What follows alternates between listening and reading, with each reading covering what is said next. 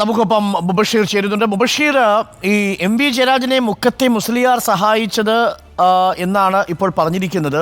ഇതിൽ ഒരു പ്രധാനപ്പെട്ട കാര്യം, ലീഗ് വിരുദ്ധരായ സമസ്തയിലെ ഒരു വിഭാഗം നടത്തിയ പ്രചരണം ഏറ്റില്ല, അത് പരാജയപ്പെട്ടു.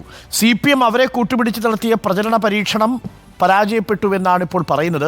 അത് പാണക്കാട് കുടുംബത്തിനപ്പുറത്തേക്ക് മറ്റൊരു കുടുംബമോ സമസ്തയിൽ ഒരു പാണക്കാട് കുടുംബത്തിൻ്റെയോ ലീഗിൻ്റെയോ ആധിപത്യത്തിനപ്പുറം മറ്റാരുടെയും ആധിപത്യമില്ല എന്നത് ഉറപ്പിക്കുകയാണ് KP മജീദ്, അല്ലേ?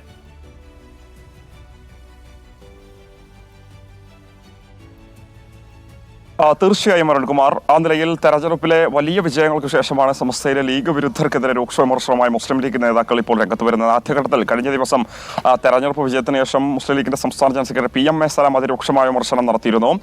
സമസ്തയിലെ കേന്ദ്ര മുഷാവർ അംഗം ഉമർ ഫൈസി മുക്കത്തിനെതിരെയും സമസ്തയിലെ ലീഗ് വിരുദ്ധർക്കെതിരെയും അദ്ദേഹം ആഞ്ഞടിച്ചൊരു സാഹചര്യമുണ്ട്. നമ്മളോട് തന്നെയായിരുന്നു ആ നിലയിൽ ഒരു പ്രതികരണം നടത്തിയത്. അതിന് തൊട്ടു പിന്നാലെയാണ് മുൻ സംസ്ഥാന ജനറൽ സെക്രട്ടറിയും മുതിർന്ന MLA-യും തിരുവങ്ങാടി MLA-യുമായ KP മജീദ് ഇപ്പോൾ ഒരു പ്രതികരണവുമായി രംഗത്ത് വന്നിരിക്കുന്നത്.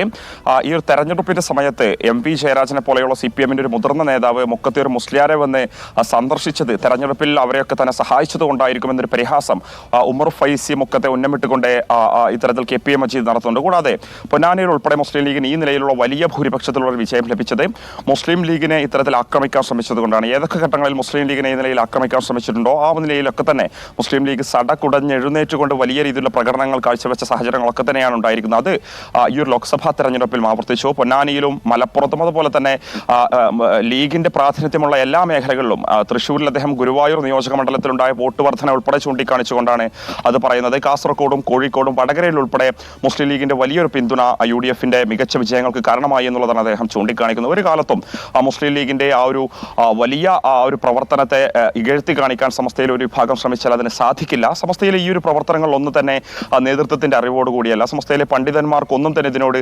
യോജിപ്പുണ്ടായിരുന്നില്ല. ഒറ്റപ്പെട്ട ചില ആളുകൾ നടത്തിയ പ്രവർത്തനങ്ങൾ ഈ ഒരു തെരഞ്ഞെടുപ്പിൽ പരാജയപ്പെട്ടു എന്നുള്ളതാണ് അദ്ദേഹം ചൂണ്ടിക്കാണിക്കുന്നത്. നേരത്തെ ഉമർ ഫൈസി മുക്കം മുസ്ലിം ലീഗിന്റെ സംസ്ഥാന ജനറൽ സെക്രട്ടറി PMA സലാമിനെ ഉൾപ്പെടെ ആ ഒരു ചുമതലയിൽ നിന്ന് മാറ്റണമെന്ന് തെരഞ്ഞെടുപ്പിന്റെ സമയത്ത് പറഞ്ഞത് വലിയ രീതിയിൽ ചർച്ചയായിരുന്നു. ആ ഒരു ഘട്ടങ്ങൾ ഒന്നും തന്നെ പരസ്യമായ പ്രതികരണത്തിന് ഈ നിലയിൽ മുസ്ലിം ലീഗിന്റെ നേതാക്കൾ തയ്യാറായിരുന്നില്ല. ആ ഒരു വെടിനിർത്തൽ ആ ഒരു ഘട്ടത്തിൽ പ്രഖ്യാപിച്ചു.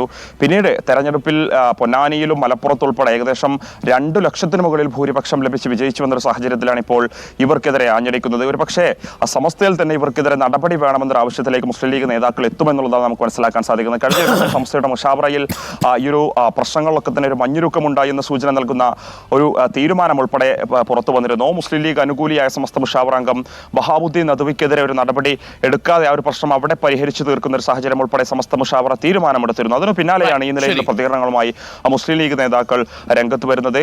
മുസ്ലിം സമുദായ നേതൃത്വം പാണക്കാട് കുടുംബമാണെന്നും KP മജീദ് പറഞ്ഞു വെക്കുന്നുണ്ട്.